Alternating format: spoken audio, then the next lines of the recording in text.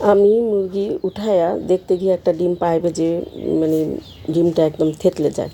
তো ভাবছি এটা বাচ্চা বের হবে না, তারপরে দেখি যে রক্ত বের হচ্ছে, তারপরে ভাবলাম যে না ফুটবে। তো সারাদিন মায়ের বুকের মধ্যে দিয়ে রাখছিলাম, মা তো অন্য মুরগির বাচ্চা পেয়ে অন্য বাচ্চাগুলো পেয়ে নিচে নেমে গেছে। তো দেখি না মুখটা বের হয়েছে, তো রেখে দিলাম। এইভাবে আমি সারা রাত্র রাখার পর আমি সকাল 6টা বাজে এসেই দেখতে চলে আসছি। মায়ের বুকেই ছিল, অনেকটাই গরম হয়েছিল। তো প্রথম দিকে আমি ভিডিওটা করি নাই, দেখি একদম গরম, ওই ঠোঁটটাই বের হয়েছিল।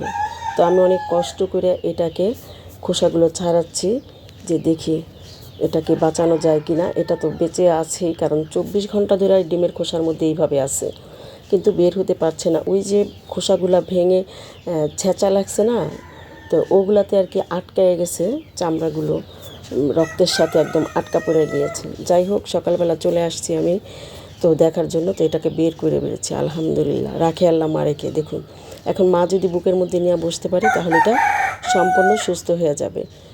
তো এখন এটা দেওয়ার পরে অন্য অন্য বাচ্চাগুলো এটাকে অনেক ঠোকাঠুকি করতেছিল, তো অনেক কষ্ট করে এটা মার পেটের মধ্যে ঢুকাই দিয়েছি। তো এখন দেখি কি হয়, ইনশাল্লাহ মনে হচ্ছে বেঁচে যাবে।